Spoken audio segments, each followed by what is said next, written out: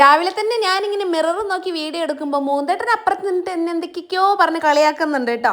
ഇതിപ്പോൾ വേറെ എങ്ങോട്ടല്ലേ, നമ്മുടെ തൊട്ട വീട്ടിലെ മിഞ്ചേച്ചിയുടെ മോൾ കൃപക്കുട്ടിയുടെ കല്യാണമാണ് കേട്ടോ ഇന്ന്. സാരി കൊടുത്തു കഴിഞ്ഞാൽ ഒരു വീഡിയോ എടുക്കാതെ എങ്ങനെയാണല്ലേ, അത് ഇവർക്ക് പറഞ്ഞാൽ അറിയില്ല കേട്ടോ. അപ്പം ഞങ്ങൾ 3 പേരും കൂടെ ഇതേ കല്യാണ മണ്ഡപം എത്തിയിട്ടുണ്ട്. മണ്ഡപത്തിൽ വെച്ചിട്ടായിരുന്നേ.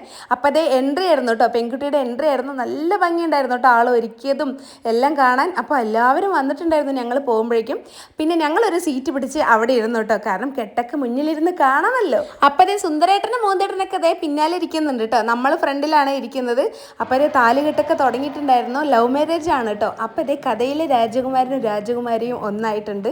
നല്ല അടിപൊളി കല്യാണമായിരുന്നു കേട്ടോ. താലികെട്ട് കഴിഞ്ഞതും പിന്നെ അതേ വീണ്ടും ഞാൻ വീഡിയോൻ്റെ മുന്നിലായിട്ടോ. അഖിലക്കുട്ടി ഉണ്ടല്ലോ, അതുകൊണ്ട് പിന്നെ ഞാൻ അങ്ങോട്ടും ഇങ്ങോട്ടും നടക്കുന്നതും ഒന്ന് ചിരിക്കുന്നതും കറങ്ങുന്നതൊക്കെ വീഡിയോ എടുക്കുന്നുണ്ട്. കുഞ്ഞാറ്റയ്ക്ക് കുശുമ്പ് കയറിയിട്ട് അവൾക്ക് എടുക്കണം എന്ന് പറഞ്ഞാൽ അവളും അതേ കൂടെ നിന്ന് കറങ്ങുന്നുണ്ട് കേട്ടോ.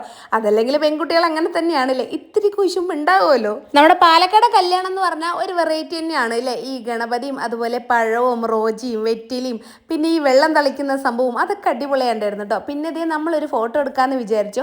മൂന്തേട്ടനും സുന്ദരേട്ടനൊന്നും ഇല്ല കേട്ടോ. അപ്പം ഞങ്ങൾ മാത്രമേ നിന്നെടുത്ത്. ഏട്ടൻ അവിടെ വിളമ്പുന്ന തിരക്കിലായിരുന്നു. പിന്നെ കുഞ്ഞുമണിക്ക് വിശപ്പായതുകൊണ്ട് ഞങ്ങളിതേ വേഗം സദ്യ കഴിക്കാനിരുന്നു കേട്ടോ. സദ്യ എനിക്ക് ഭയങ്കര ഇഷ്ടമാണ്. ഞാൻ വീഡിയോ എടുക്കുന്നുണ്ട്, ഏട്ടൻ എന്നെ ചീത്ത പറയുന്നുണ്ട് കേട്ടോ. അപ്പം അതേ നമ്മുടെ ബിജുമേനം പറഞ്ഞ പോലെ ഓലം വന്നു, കാലം വന്നു, മസാലക്കറി വന്നു, എല്ലാ ഐറ്റം ഉണ്ടായിരുന്നു കേട്ടോ. നല്ല അടിപൊളി സൂപ്പർ സദ്യയാണ്.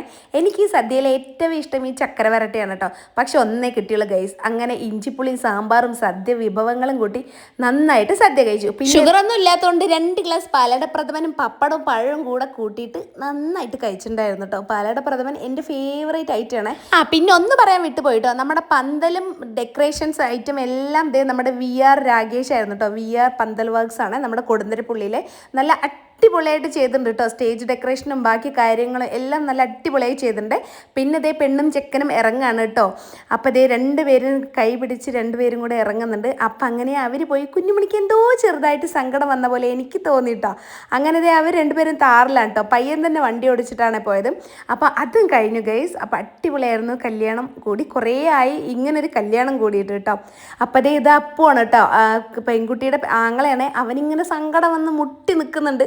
കരയാനായിട്ട് പോകണമെന്നറിയില്ല. അതല്ലെങ്കിലും കൂടപ്പിറപ്പുകൾ അങ്ങനെ തന്നെയാണല്ലേ. അപ്പോൾ അത്രയുള്ളൂ ഗൈസ്. Bye, see U.